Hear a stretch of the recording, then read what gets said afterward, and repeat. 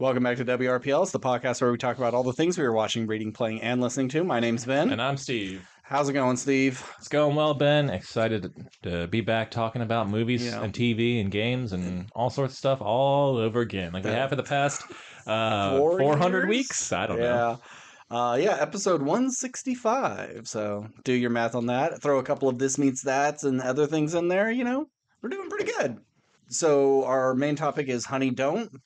Is it Ethan Coen? Ethan Coen. His second singular movie in a row. That also stars Margaret Qualley in a kind of desert location. Was Drive Away Dolls the first one? Yeah. Oh, okay. Yeah. I didn't realize he did that. Yeah. Also with us is Nick. Hey, Nick. How's it going? Yeah. Nick doesn't have much to say, so ignore him. I'm just here to hang out with friends. All right, so let's start with a roll. 13. Okay. 12. Okay. Not terrible. Not bad. Nick, give it a shot. Get on in there, buddy. Hell yeah. 11. 13, 12, 11. Wow. Okay. Cool. Well, let's start with just our weekly recap. Alien Earth Episode 3. How about that? That was... We're crunching. I mean, we can't be crunching here. Sorry, I just be crunching. Nick be crunching. So, I'm assuming you watched it. I did. I'm not gonna lie, I kind of saw it as I was like getting real sleepy, Yeah. So I may be a little hazy. But yeah, another episode. It sure was an Sure episode. Yeah, I'm kind of pissed that this isn't like blowing me away. Yeah. Like every episode of Fargo makes you want to watch the next episode, and this, I have no problem waiting till next week. Mm-hmm. Yeah, I mean, looks good. But if you ask me, like, what happens in this episode? Their brother gets lung surgery. Yeah, they put a little goober in his lung. I was going to ask you, like, I remember at the end of the episode got over, and I was like, I got to talk to Ben because I don't know what the fuck's going on. But we've never seen, like, I guess for lack of a better term, sperm of the face hugger before, It's right? the embryo. Yeah. Yeah, and we've never really seen that. We know it gets like pushed into them. And, I never thought much about it. Like, oh, it just grows inside you and explodes. And then when I was seeing him putting it in the lung, like, oh yeah, it probably just needs meat of some kind, something living to attach to. I wonder if it will change anything. Doubtful, but yeah, kind of a weird way of going about it. Because from what we saw, do you understand like what their purpose is? Yeah, like what? So they operate on this thing. They take it out. They put it in the brother's lung. I guess is like just to see how it operates. I guess they don't have probably a person to sacrifice by throwing a face hugger on it. So hey, we also have this surgery that we're doing, and we're gonna have to take his lung out. Or they probably didn't even have to take his lung out, but they'll just justify it that Fair way. enough. And like, just making lemonade out of lemons, Fair enough. I don't like these robot kids. Yeah, me neither. It's not that I don't like it. It's just I don't care for them. I don't care about them. Yeah. I do like there's the one who is like, I should be your number one. I want to, be the smart one. I think that's fun. I like that there's one kind of having an existential crisis about everything because she was attacked by something. But the like Indian dude and the black dude, they are playing it way too childlike. And I know they are supposed to be kids, but it just feels like adults acting like kids. Whereas I think everybody else does a good job. I don't like those two. And their confrontation with the cyborg, like that should have been like the scene of the episode. And I found it corny. I like that guy. I like that he can now talk to the kid. Yeah. And, it's like, oh, duh, I got to work with this kid. Instead of scaring him, since he is just a kid, I'll grease the wheels in a different way. So I like seeing what that guy's mission is going to be. But I just don't like a lot of these characters. I shouldn't really start learning these characters' names. The main girl, Wendy. Wendy, yeah. We still have no idea why she has connection to the No. aliens, right? This is an unexplained I'm thing? sure it's like because it's before she even met one of these things. she's has like having psychic responses, and that's always been kind of the thing is the aliens talk to each other psychically, or kind of how okay. like ants do with a certain vibration, they feel it and they know what they need to do, and it could just be her mechanical body is picking up these signals. But why wouldn't the other people's? Is it going to be something that, oh, she's special and they're talking specifically to her because they see she's the next generation of humanity? I don't know, but I don't love that. Yeah, I mean, hopefully by the end it all kind of ties together, and maybe we're like, oh man, all this stuff in the beginning Sure. was so smart. Yep. But for right now, for me, the show's just fine. Yeah. I'll finish it because, I've already started, and it's something you're passionate about, so I'm happy to talk to you about it. Because if I don't, who will? But so far, if it continues on this path, if there is a season 2, I'm not sure if I'd jump in. But we'll see. And I want to know, like, they have all these aliens in their cages on the ship that brought all these specimens back. They're all in their own little pods. We see the face hugger and everything. But then we see just like a bunch of eggs on the ground. And it didn't seem like a cargo hold or a specialty room. Like the kids are just kind of walking around them. And did they just find these eggs and are bringing them too? And they specifically took some face huggers out to put in their jars? Because back in the first Alien, before the idea of the queen laying eggs, the alien would take humans, web them up against the wall, and they would go through a metamorphosis, and they would turn into the eggs so then the cycle would go over, and that was going to be the life cycle. Okay. And it's like, oh, are they trying to do that? It just seemed weird that there was a bunch of eggs on the ground. If this is them securing these species to bring back, they wouldn't just be in an open area. No, I've probably asked you this before, and I've just forgotten it. It's fine, do it. Now it's all in my head about it. But how does the queen come about? It's been a while. It's been a long time since I've seen Aliens, and I know it's just like, well, we had Alien, now Aliens. How do we do a bigger? There's an even fucking bigger one. Just one of the aliens. It's kind of, if there was only a singular alien in a space, it would go through a metamorphosis to become a queen. Just like with bees, it's a royal jelly sort of thing. One is chosen, and it either is, yeah, royal jelly. Nick don't know etymology. It's a good name for a band, Royal Jelly. And so it's like it could either naturally happen, like what happens to Ripley in 3, or they also in the deleted scenes have the queen face hugger, which got cut. Like only a queen will be born if a queen face hugger gets on you. But in other media, it's like, okay, well, we need a queen. One of us has to go through the transformation. It's only ever really appeared in 2, right? We've never seen it again. The queen? Yeah. It's in Aliens. It's in Resurrection. It's in AVP. Oh, that's right. I forgot about AVP. I never saw Resurrection, so I think that's it. Oh, and then the chest burster in 3 is a baby queen, but AVP? I said AVP. Oh, yeah. Gotcha. Okay. Yeah. So I wasn't sure if it was like a one-off thing that they do in every movie. Yeah, well, they'll probably Got it. Okay. touch on that at some point. But, all in all, like you said, it's a really good-looking show. There is money put into this for sure, but it's just not winning me over yet. All right, moving on. Yep. Let's see what I got. I think I have 2 things. Well, before I get into my thing, It's Always Sunny? Sure, we can talk about that. What do you think of this season of It's Always Sunny in Philadelphia? Great season. I think only one episode is kind of the weak episode, and I'm Which blanking. episode? I'm thinking. Hold on. This brief pause is brought to you by Nick's Snacking. Nick, what are we snacking on today? We got a Coors Light and cheddar cheese Pringles. All right, Pringles, Coors Light. Give us that sponsor money. We'll take it. Please and thank you.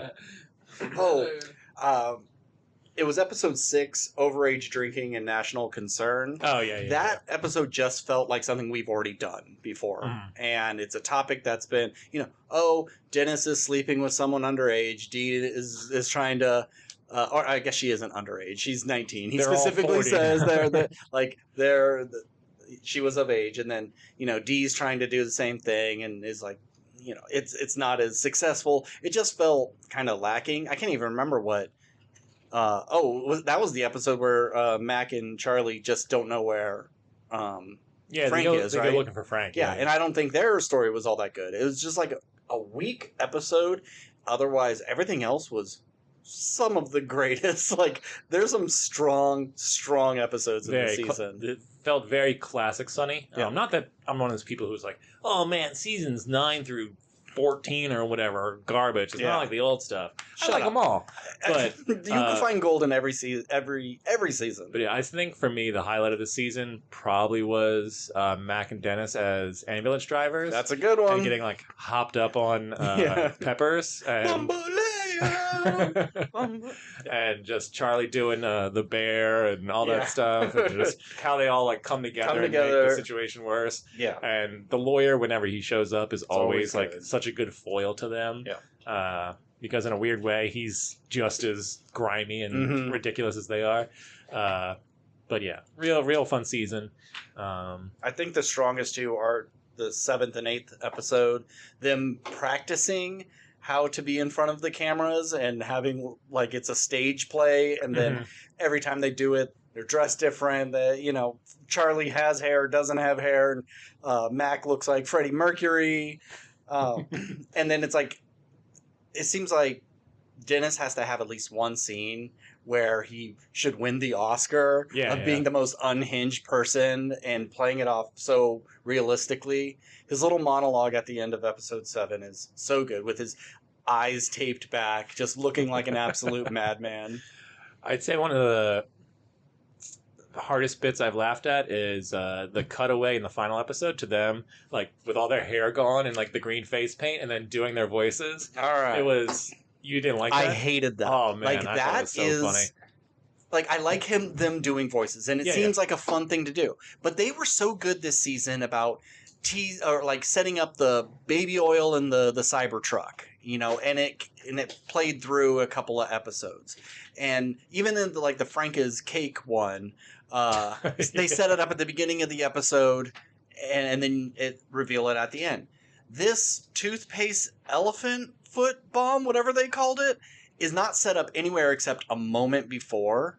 And if this was even mentioned, like if it was one of the other things Frank was watching, or they've been doing them in small batches to lead to this. But for them to just throw this in there so they could have a bunch of weird voices and bald caps, I think it completely took me out of the episode. I think they should have cut it completely. I mean, I think it being a special Golden Bachelor episode, you could argue, kind of takes you out of the episode a little bit, just because it's a totally different style of show. But I was in. But I don't know.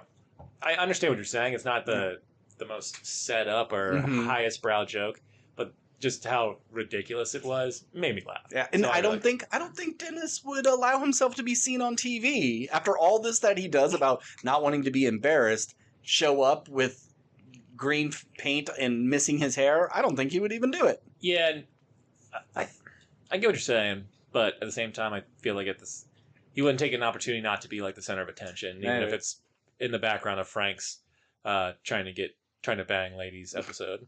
And I love Carol Kane, is that I believe her name? She's a perfect other side for Frank.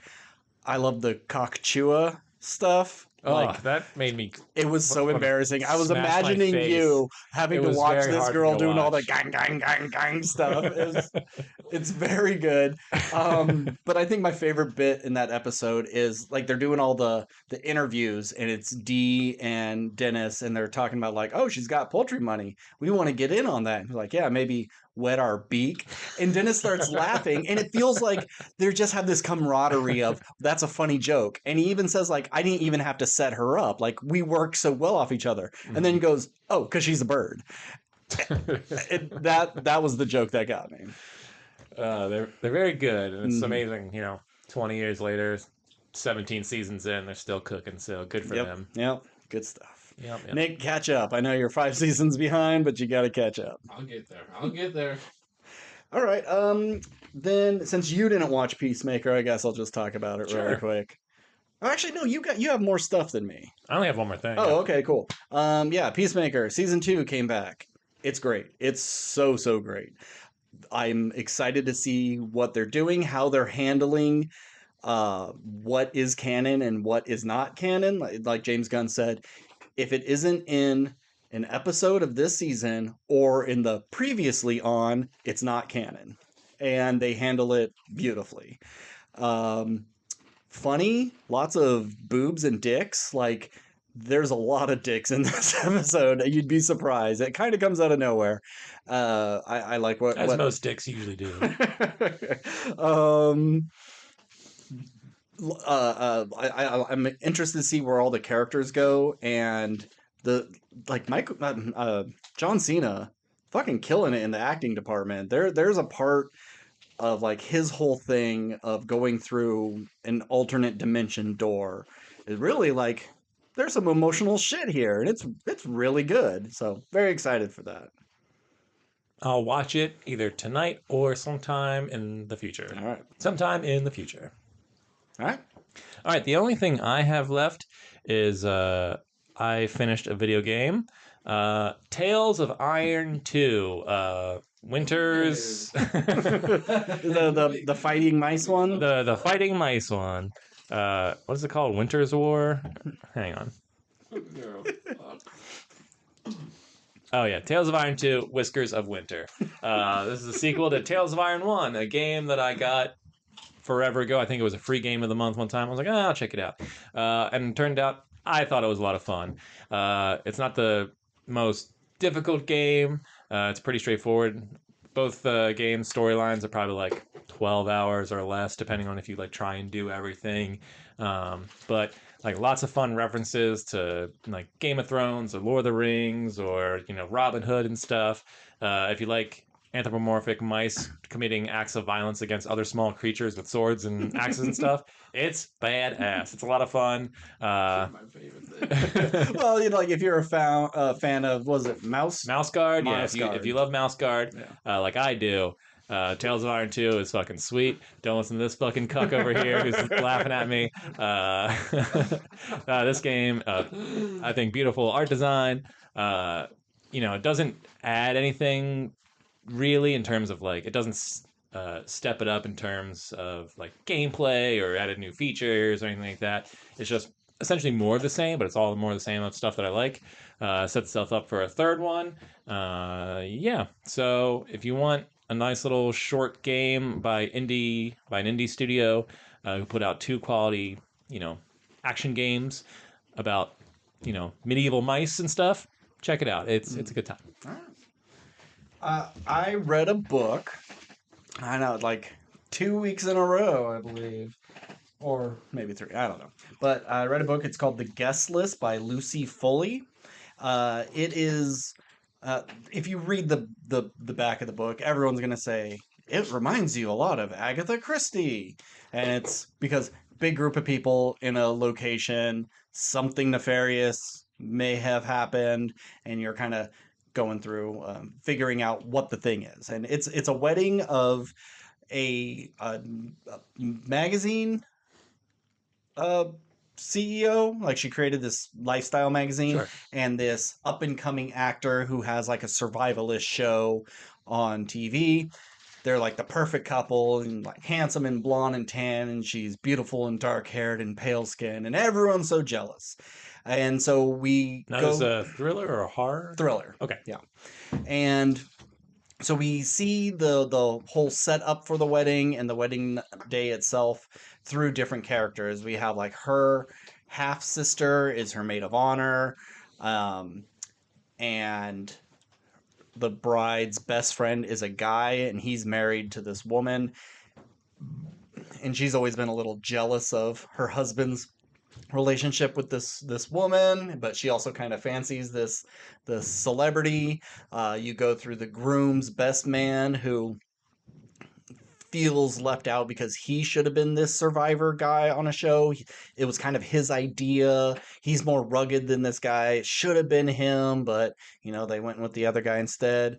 And then through the wedding coordinator who owns the castle that they're in. It's like a small island castle off of Scotland, and it's like her and her chef husband run it, and it's going to be the event of the summer, and paparazzi's gonna love this. And then when one of the waiters screams out about something they saw outside as this storm is coming in, we get little bits of that before everybody's chapters, so you don't really know what has happened until you get to the end, but you're slowly building with all these characters. And this is one of the few times when something got revealed about characters that my jaw actually dropped. I was driving and went, "Oh my god!" And like I didn't see it coming.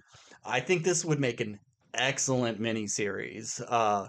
Just seeing everything from people's different perspectives and the crazy backstories they have. It's just, I don't know. It was a lot of fun. Awesome. Yeah. So, do you want spoilers? yeah. You can tell me. Oof. Okay. So the person who dies is the groom. Mm-hmm. It's kind of a lot. Then skip it. Okay, it's a lot because it's like kind of like 10 little Indians where they're all brought onto this island because they all have connections to the one person.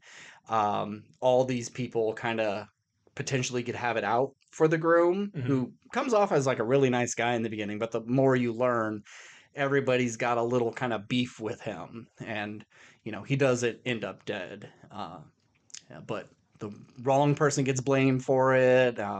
But yeah, all in all, a good fun mystery that kept me guessing. Every time a new chapter would start, like, oh yeah, it's this person. Then the next one, no, it's this person.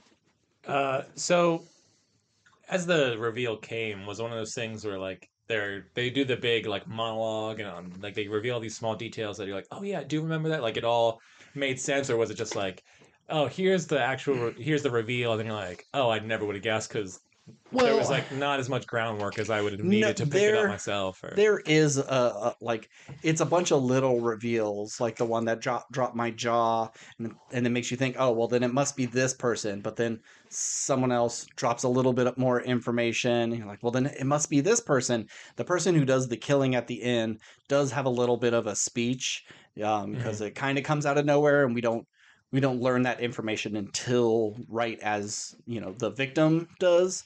But we are alluded to a lot of the information. We just don't have all the details. Gotcha. So it's not like you could have really pieced it together. You could have only just you can make some guesses about it. I think it's well written enough that if you go back, you're like, oh, there was that clue, and I just didn't clock it. Yeah, gotcha. But good stuff. All right. The Guest List by Lucy Foley. Nick, you got anything you want to slur out for us?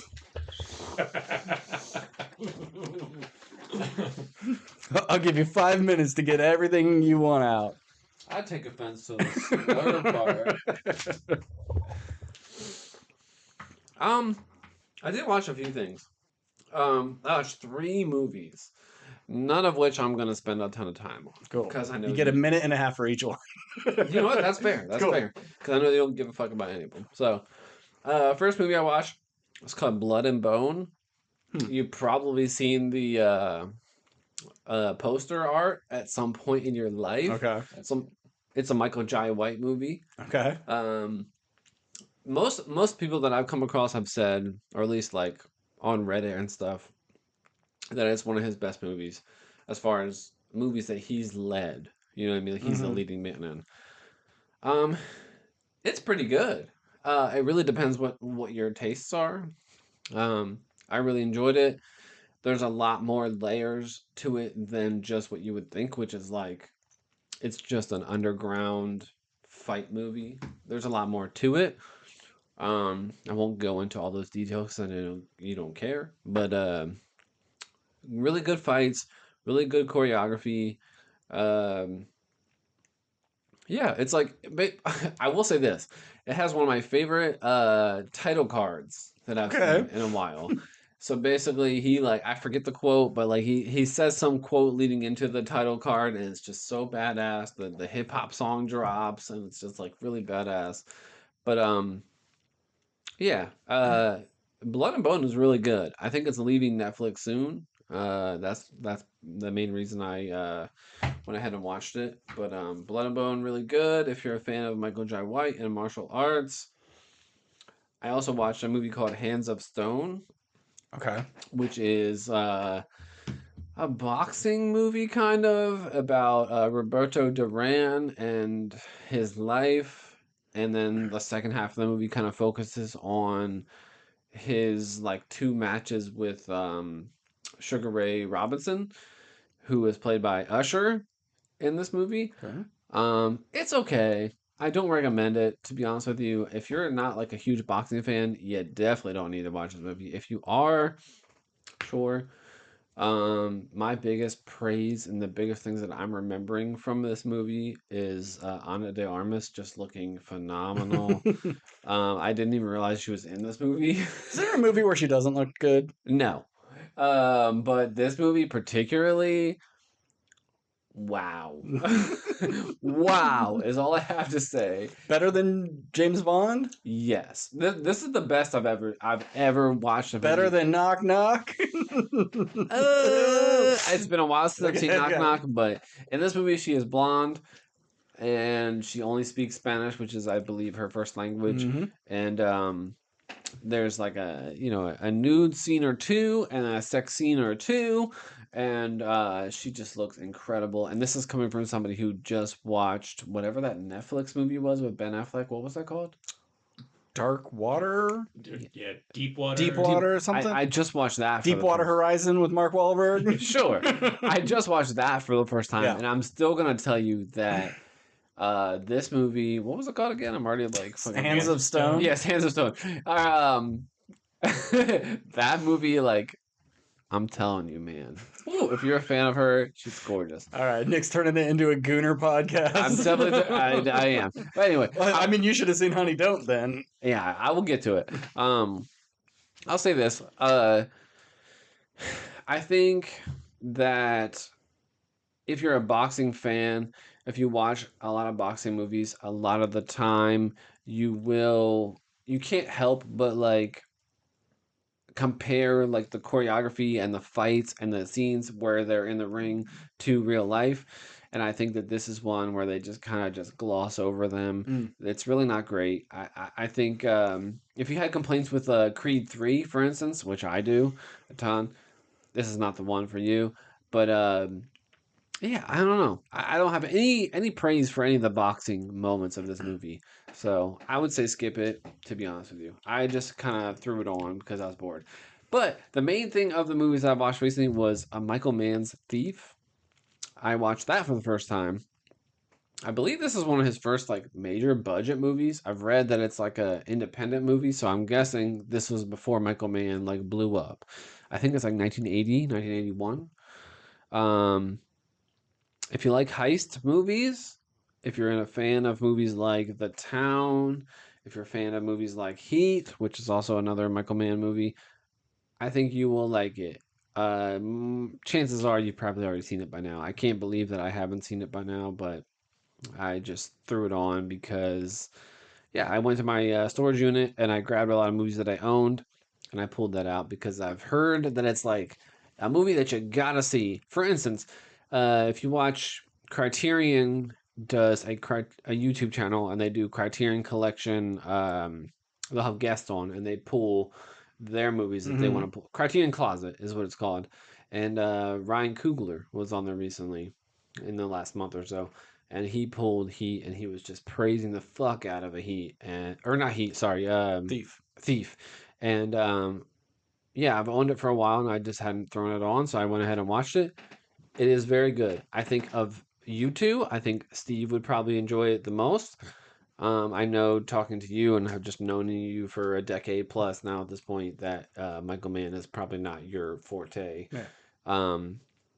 Although I will say he's not really my forte either. Like I think Collateral probably my favorite of his. Yeah. I like Collateral. I would argue with anyone that says Collateral is not good. I'm not saying this is on the same level of Collateral, but I enjoyed it. Do you want to hear what it's about? Sure. We ever watch it? Okay. So Jesus Christ. Thief. Basically it's a guy, he has been a like high level thief for a while, and he's looking to get out of it. There's a woman that he has kind of hit on for a while at like a diner for a while that he meets with his, criminal people that he does business with at. And he kind of looks at her and he's just like, you know what? I kind of want to get out of this business. So he has one final score that he kind of wants to do, of course. It's really interesting where he has like a moment where he meets somebody who is kind of like the city, kind of owns like the city as far as that kind of stuff. He's offering him like, hey, I can give you scores. I can give you those kind of things where you don't need to stake out the scores and figure out how you're going to do everything necessarily. I can hand them to you, and then I get a cut from it, kind of thing. And he is hesitant initially, but he ends up is like, you know what, I want to do this. I want to get out. So there's like a big score where it's like 840,000 or something he'll get from it, which, in 1981, which is when this movie came out, is like basically $1 million. So a lot of the movie is like building to that heist, even though it opens with another heist. And what ends up happening is pretty typical. It's like he does it, it goes off without a hitch after, months of planning. And he tells the guy, the guy ends up handing him like an envelope of like 90K. And he says, I put the rest of your, earnings into like the strip mall with all these different buildings, and and he's like, that's not what I wanted. And one thing I'll say about this movie is it has really good mannerisms, and I mean that with like quotations, like Michael mannerisms. Like there's really good dialogue in these movies. Like one of my favorite modern movies as far as this genre is The Town, and there's such good dialogue in The Town, and I think this movie is something that has similar dialogue. Who's in it? In The Town or in this? In this, James Caan is the lead. Okay. Other than that, I really couldn't tell you. But he's the main dude. He's the main dude. Okay. Yes. So basically, he does it. It goes off without a hitch. But he doesn't get all the money that he asks. And he tells the guy basically, in one way or another, I'm gonna come back and kill you if you don't give me my fucking cut. And the finale is really good. He ends up like blowing up his businesses that he has and trying to cut ties with this guy altogether, sending his wife off, with the money that he has to like go be safe and live elsewhere. And then he goes after this guy, kills him, kills his second in command and all that kind of stuff, and walks off into the night. Doesn't take the diner waitress with him. No, that's his wife at the time, and he sends her off with the money that he has saved, and she goes off. He has a kid even who the guy he's trying to kill helped him adopt. There's so much more to it. It's a 2-hour movie, so I can't like surmise it all into one little thing. But I really enjoyed it. I've seen a lot of people like for instance Ryan Coogler say that it's like phenomenal. You gotta watch this movie. I agree. I think if you're a fan of heist movies, this is one you gotta watch. But yeah, it's really good. Of the movies that I've watched recently, probably my favorite. All right. Actually, did I talk about Blood and Bone? The very first thing you talked about. Yeah. I didn't go into deep. Blood and Bone actually is probably my favorite of the 3 movies that I watched recently. Just when it comes to like things that I'm looking for in a movie. But Thief is very close. Very close. Did you watch Magnolia? I started it, and then I ended up like... Oh, okay. All right. Yeah, you need it needs to be watched in a single sitting. And Absolutely. All right, Thief. If anyone can get the job done, James Caan. It's good. I think you would like it. I think you would like it. I probably would. Particularly. I like liking things. Yeah. So, main topic? Main topic. Honey Dog. You sticking around and here to talk about it, or? Yeah, whatever. Yeah. Okay, I don't... Cool. I can't wait to talk about it. Yeah, I'm excited to talk about this movie. So, Ethan Coen, by himself again. I don't think he should do that. I think the brothers need to work together.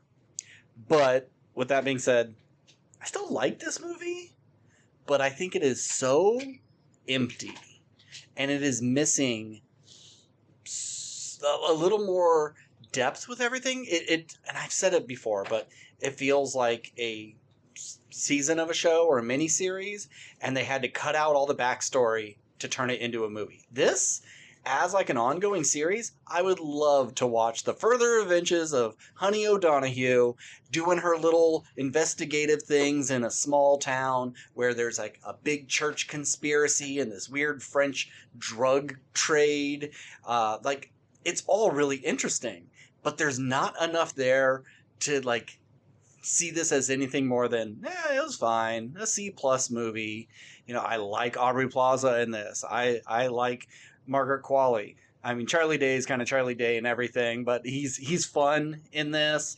But I don't know, give it 10 years and turn it into a series that, you know, they do for so many movies, and I'll be there. But as a movie, I think it kind of fails.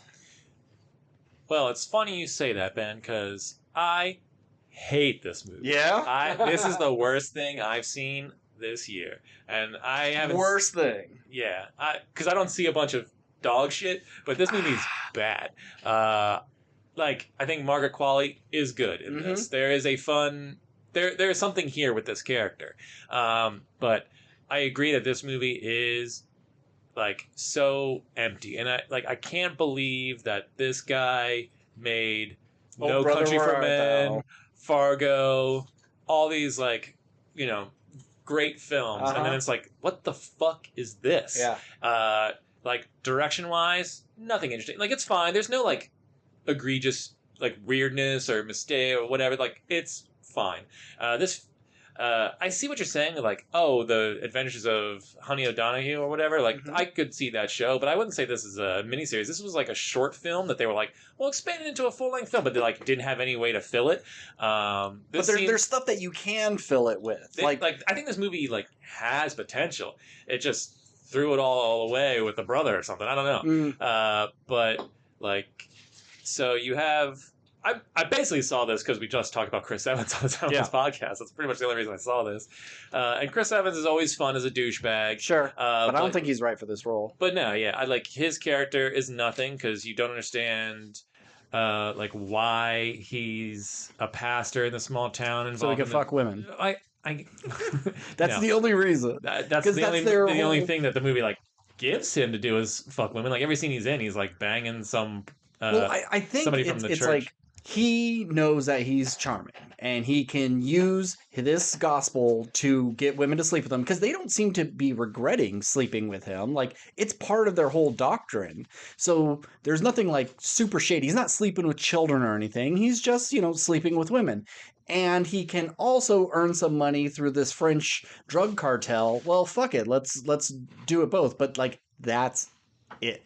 There's nothing else. Yes, but what I'm saying is, like, we have no, like, inkling of, like, if the whole reason is just like, oh, I'm involved with the drug trade so I can, like, pay for hookers or something, like, that's fine. But it's like, it seems like the only thing he needs money for is to, pay like... for hookers? He's sleeping with his congregation. I know that. He doesn't need to pay for hookers. Use a better example, then. But I'm saying is, like, then why does he need to, like, get involved in... like the French drug trade anyway. Yeah, like if you saw his mansion and his lavish lifestyle. It never establishes that he's like hurting for money. It doesn't establish like he needs this money to fuel his drug addiction because we never see him do drugs. It seems like the only thing he's addicted to is sleeping with the women in his congregation. But we only have one scene of him like at a church doing the pastor thing. And like the first half of this movie is just like, oh, well, what's going on with the church? Nothing really. And then there's sleazy and there's drug trade, but nothing. And they're that like bad. Committing murders, but just to like cover up the drug trade stuff, which it never gets investigated, never goes into. You have this like cool Amelie-esque French assassin chick, but like who just appears periodically, but we get like nothing from her or what her whole thing. Like I get that she's like the assassin and she's like cleaning up the church's mess. So it doesn't like fuck with the French's stuff, but we don't. She's Mike Ehrmantraut. She doesn't get any like we don't understand her. She's not a character at all. She's just like at least with No Country for Old Men and Anton Chigurh, like he's such an interesting character and creepy looking, and he was really fun. Where she's not fun, but she could be. Yeah. But we don't know anything about her. We don't get much, and we don't understand mostly her motivations. we have Charlie Day's character, who is like, I think he could have been a fun dynamic, like if you expanded into Yeah. a series of just like these two like have a mutual respect for each other. He likes her, but she'll never get with him because she likes girls, and he like doesn't quite click. Mm-hmm. But at a certain point, like the whole bitch just like, go out with me, go out with me, go out with me. And he's like, all right, dude, like Yeah. relax. It's getting kind of like sad now. If it wasn't Charlie Day, it could come off as like extremely creepy and not endearing. Like I think this movie should have like built on their relationship, Mhm. and like they become like it starts out as like a wanting romantic relationship, even though it's like not for her. Yeah. But then it becomes like, oh well, he came off as a doofus at the beginning of this movie, but actually he's a really good detective. And then like they team up and like solve the case. Mhm. But like the whole thing of this movie is like she solves the case by just kind of like stumbling into Yeah. it. She doesn't do any like real detective work.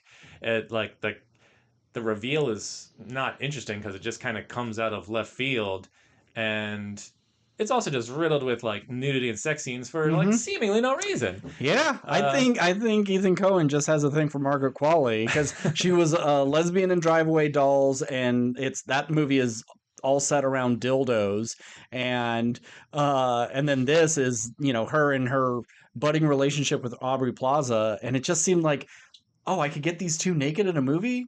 I could make a movie about that. Yeah, it's like, and I'm not a prude. I like nude, beautiful women. Sure, that's great, but like, it doesn't add anything to this movie. Yeah. Clear way. But I will say Aubrey Plaza is pretty good in this, especially once the turn happens and she's a little more unhinged.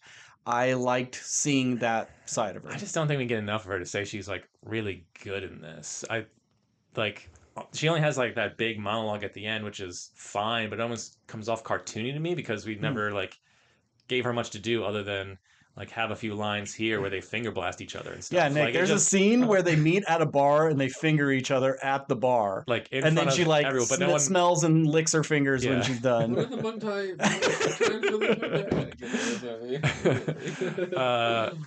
But oh yeah, and then Nick, get the fuck out of here. Jesus. These mics pick up everything.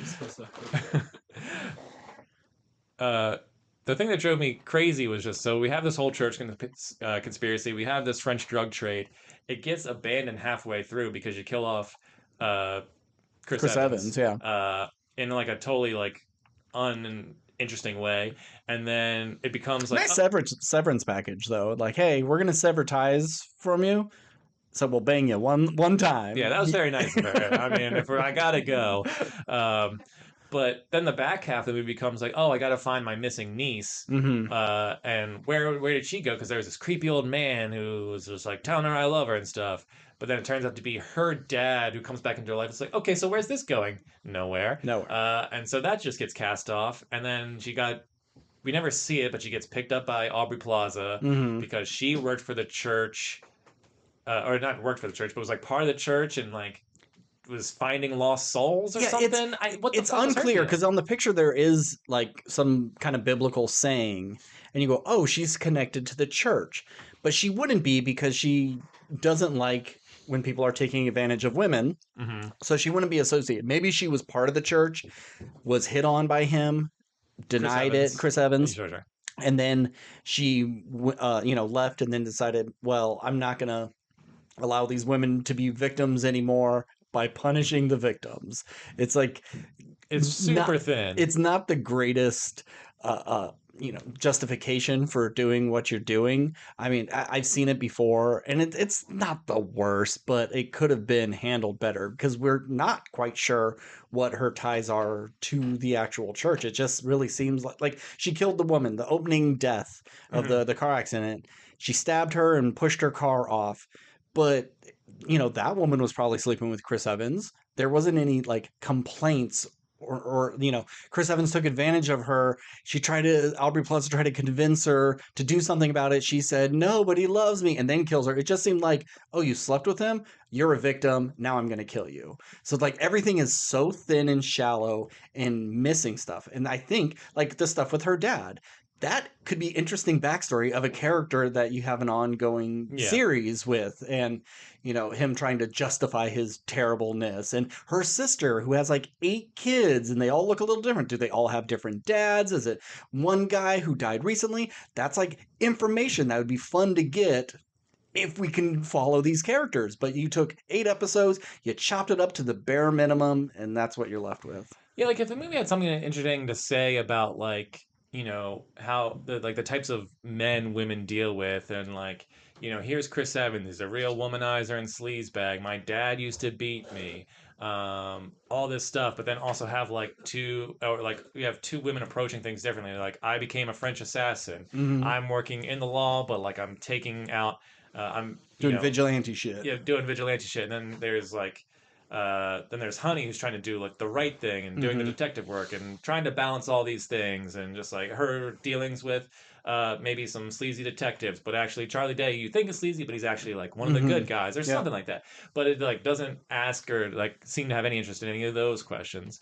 It's just oh, I wanted to tell a fun detective story with a cool Margaret Qualley character, and I think some of her dialogue's pretty good, and I think she's fun, and like I said, I think there is a good character here for something, and I don't necessarily want to see this as a series, but I think it could have been a good movie, but it's just not. Everything in this is pretty bad except for her, and I hate this movie. I don't think well, it's not going to make much money. But movies don't anymore. Fucking Superman and Fantastic Four couldn't make money, But it's just so disappointing because if you told me Ethan Cohen, the guy who directed Garfield or whatever, that remember the Bill Murray thing where he's just I thought Ethan Cohen was directing Garfield, that's why I signed up. Is that his actual name? The director? It's Ethan minus the H. See, that just minus the T. It seems like a joke made for Zombieland. Maybe it's Ethan, but the Cohen has an H in it. I don't remember, but their names are so similar. Okay. But he's directed a bunch of not great comedies. So if you told me he directed it, I'd be okay, that makes sense. But not the guys who made classic pieces of cinema made Honey Don't. This movie's garbage, and I don't like to shit on anybody, but this is bad. Okay. This is below everyone in this movie. So the Garfield 2004 was written by a Joel Cohen. Oh, okay. But not the Joel Cohen. Got it. Okay, I know I was in the right way. I didn't even remember that joke, but good on you. Yeah, it was directed by... It's not a joke. That's why Bill Murray signed up. Yeah, Peter Hewitt. Is that an actual true story? I believe that's what he came out and said. He's okay. I only signed up for Garfield because I saw the Cohen's name on it, but it wasn't who I thought it was, and he already signed up. It's bro, you really think the Coen brothers are going to sign up for a Garfield movie? Have they ever done anything like that? But it's not like Bill Murray has an agent to check this stuff. He's always just... He's got the internet, though.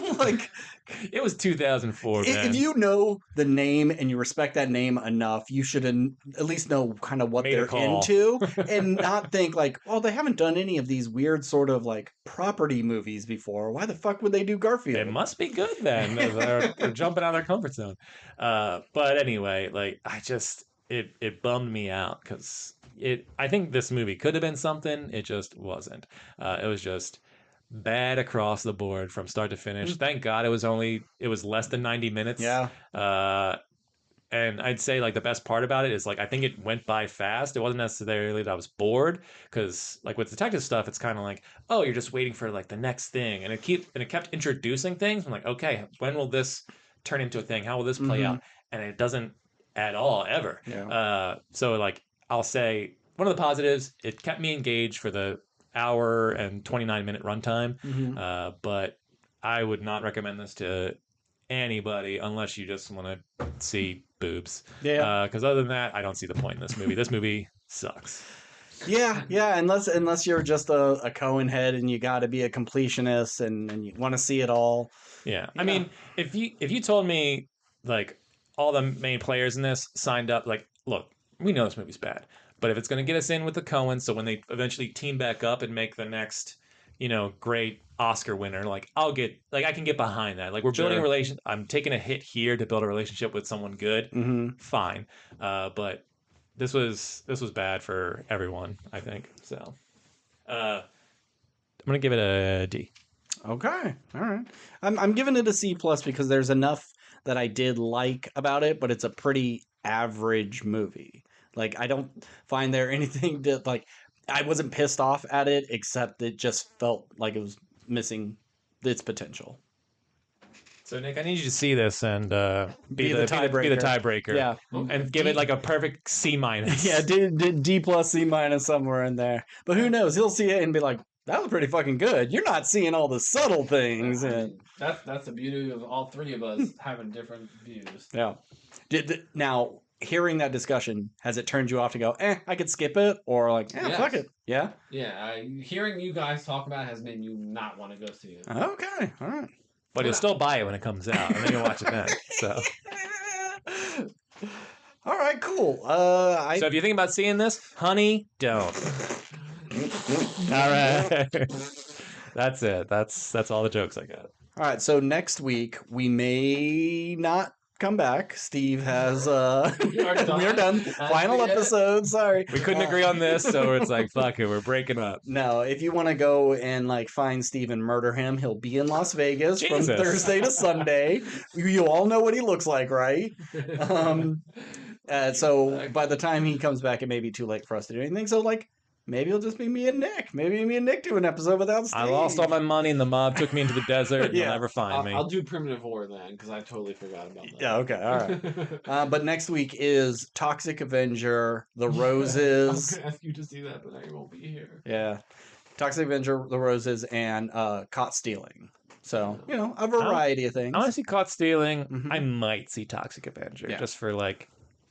I'd probably see all three. Yeah. The Roses is the Benedict Cumberbatch Yeah. one. Yeah. Eh. Taking my mom out to see that one. So That's a good mom movie. yeah. Yeah. All right. Cool. Well, if you want to get in contact with us, we are at WRPLpodcast@gmail.com. We're on Instagram, TikTok, Blue Sky, and Threads. As always, I'm Ben, And I'm Steve. and keep consuming. Oh, yeah, thanks, Nick. You're not going to drop your stuff anyway, so doesn't Thanks for matter. having me.